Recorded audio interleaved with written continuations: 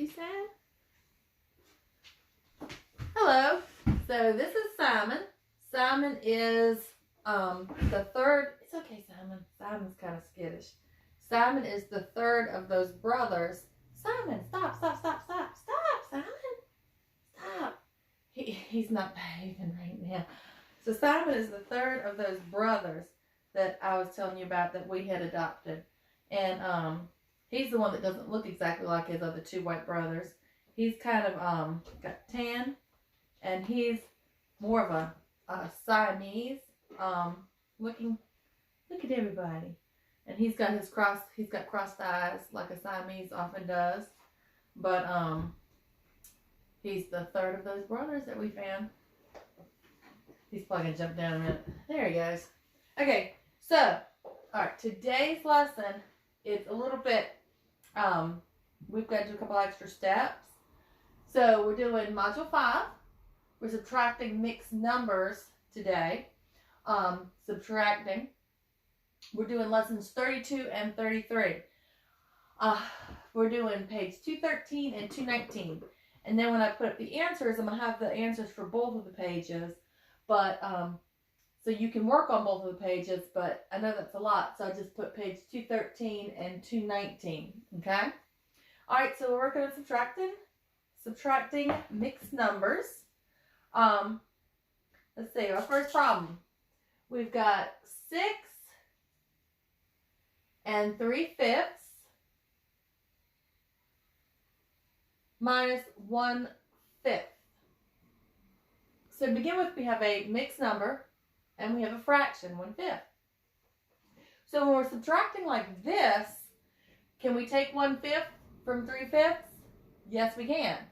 So we don't actually have to do another step over here. In a minute, I'm going to show you sometimes we've got to do another step because when we're subtracting, we don't have enough. Remember, we've done that before, but we didn't do it with a mixed number. Okay, so we've got 1/5. Can we take it from 3/5? Yes, we can. Remember, just like adding, okay, when you're adding, you add your fraction to your fraction. Well, you're doing the same thing when you're subtracting. You subtract your fraction from your fraction. You're going to subtract your whole number from your whole number, okay? So we have 1/5, and we're taking that away from 3/5. So if we take 1/5 from 3/5, we have 2/5. And we still have our 6 wholes. So we have 6 and 2/5, okay? All right, we're going to do one more like this that we do not have to change our mixed number. So we have 4 9/12, and we're subtracting 7/12. Again, you're subtracting your fraction from your fraction. So we have 7/12 that we're taking from 9/12. Yes, we can do that. We would have 2/12. And we can't forget about our 4 and 2/12, which, yes, is equivalent to 4 and 1/6, right? Because whatever you do to the top, you do to the bottom to find equivalent fractions. Divide by 2, 4 and 1/6. Okay?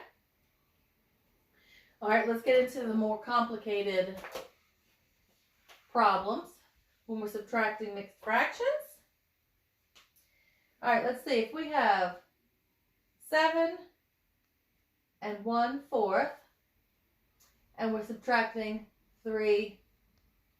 All right, you're subtracting your fraction from your fraction. I don't have enough. What do we have to do when we don't have enough and we're subtracting? We've got to break apart one whole, right? So we make that 7, become 6 and 4/4. Now, do we change the value of that 7? No, because we still have 7. We just have 4. And we did 4/4 because we're dealing with fourths. And we know 4/4 is a whole, right? So we have 6 and 4/4.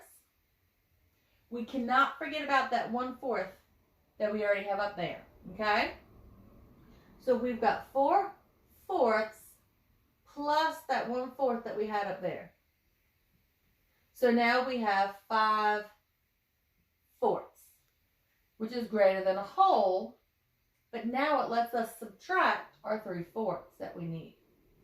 All right, so now we've changed our number and we've got 6 and 5/4. Now we have changed what it looks like, but have we changed the value? No, we haven't. We still have 7 and 1/4 is the same as 6 and 5/4, but now we can subtract our 3/4. Remember, you subtract your fraction from your fraction. 5/4, take away 3/4. We have 2/4. Don't forget about your whole number. So we have 6 and 2/4, which is, yes, equivalent to 6 and 1/2. Okay?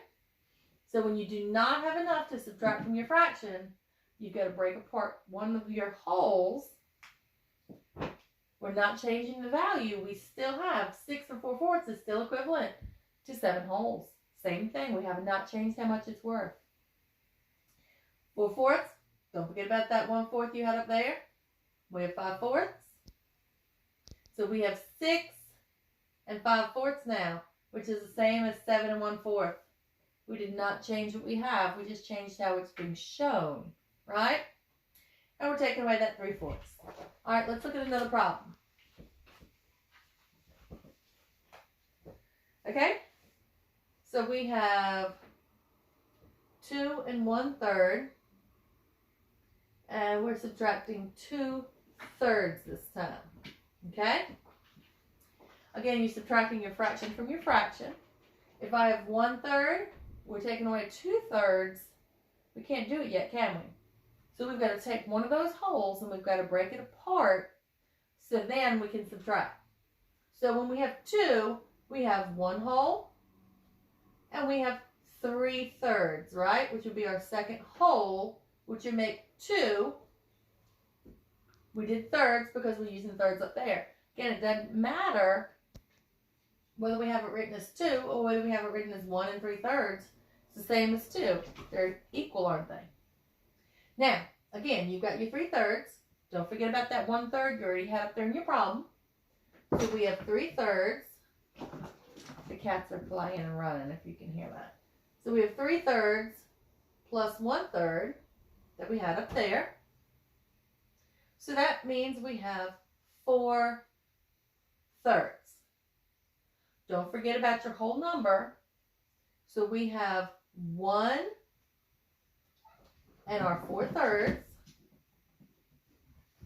And now we can subtract our 2/3. You're subtracting your fraction from your fraction. So 4/3 take away 2/3 is 2/3. And don't forget about your whole number, 1 and 2/3. Okay?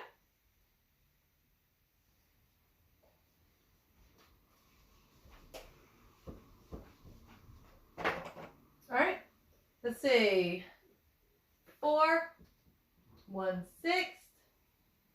And we're going to subtract 4/6. Okay? So, can we take 4/6 from 1/6? No. We need to break apart one of those wholes. So we have 3, and then what will we have? 6/6. If we have 3 and 6/6, that's the same as having our 4, isn't it? We did not change the value. We still have the same amount. Don't forget, now we have our 6/6. Don't forget about that 1/6 we had up there originally. So now we have 7/6. So now we have 3, 7/6. Now we can subtract our 4/6. Again, 6 take away 6. Your denominator stays the same, doesn't it? Going to be 6. 7 take away 4. We have 3. And I wrote that too close because I've got to fit in my 3 and 3/6. 3 and 3/6 is equivalent to 3 and 1/2. Okay? All right, let's do another one. All right, we have 3 and 3, 6. Take away 5, 6. Okay? Can we take 5, 6 from 3, 6? No.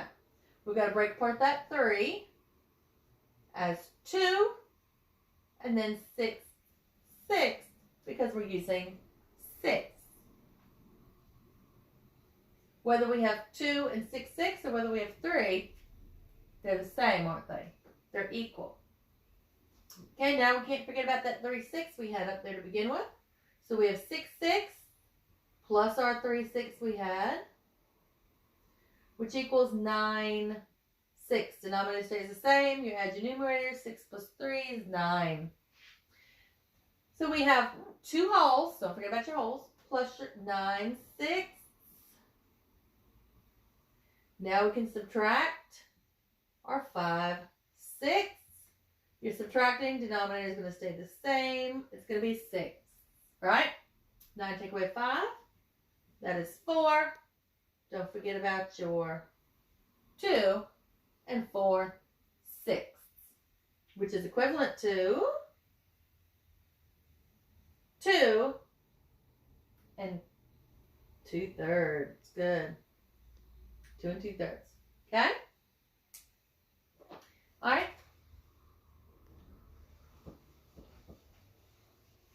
Now that's going to be problems like you're going to find on page 213 in lesson 32. Then in lesson 33, the only difference is they're adding another whole number. Okay? All right, so let's do an easier one first. 4 and 3/5. Take away 1 and 1/5. All right, when we are subtracting a mixed number from a mixed number, and you have 2 mixed numbers, you're subtracting your whole from your whole, and you're subtracting your fractions, okay? So you're subtracting your whole numbers and you're subtracting your fractions. First thing you need to look at is your fractions first. Always, always look at your fractions first. Because I got to make sure first that I can subtract this from this. If not, I've got to change that whole number, don't I? So don't look at your whole numbers first. You look at those second. Always look at your fraction first. All right, so we have 1/5. Can I take 1/5 from 3/5? I can, can't I? 1/5 from 3/5, that leaves us 2/5. So I don't have to change anything in this problem. And then I just say 4, take away 1. That would be 3. So we would have 3 and 2/5. Okay?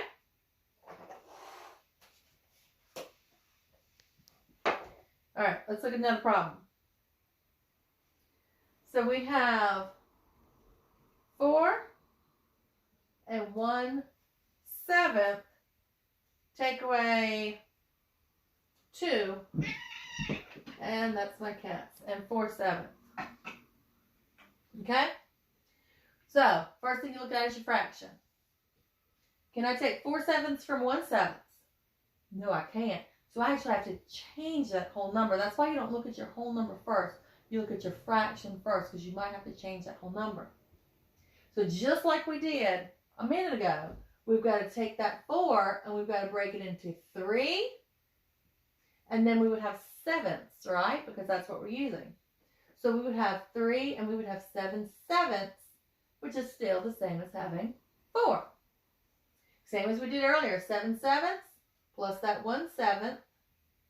7/7 plus that 1/7 that we had in the original problem. That gives us 8/7. Right?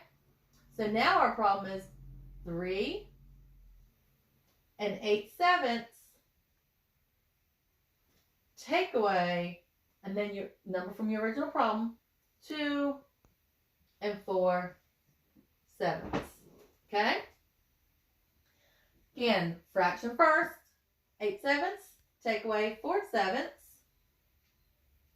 is 4/7. And then you just, when you have 2 whole numbers, you Subtract your whole numbers. 3 take away 2. 1 and 4/7. Okay?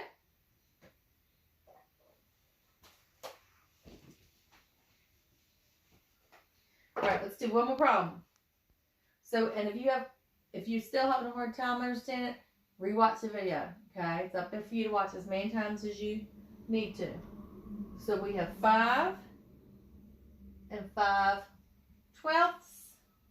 And we're going to subtract 3 and 8/12.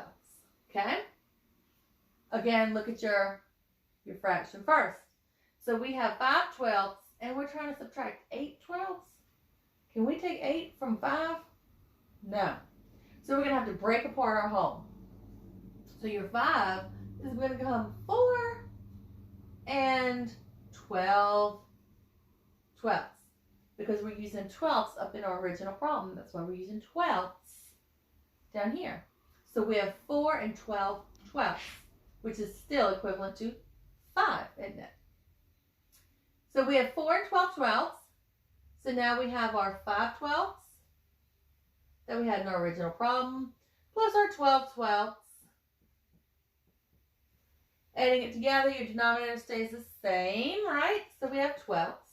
And then 5 plus 12, that's 17/12. So we have 4 and 17/12. Take away the 3 and 8/12 from our original problem. Again, fraction from fractions, whole numbers from whole numbers. So we're having 8/12, taking that away from 17/12. 17 take away 8. Denominator is going to stay the same, 12ths, right? And then you have 17 take away 8, that is 9, that's right. 9/12. Again, Miss Virginia didn't leave room.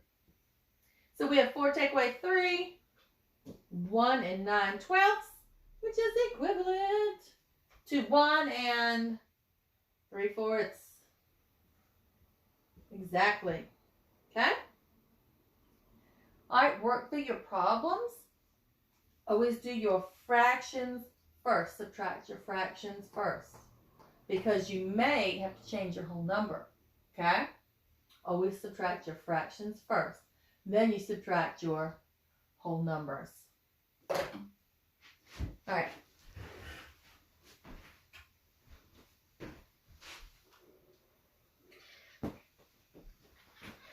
Zorro is in here, so he wants to say bye.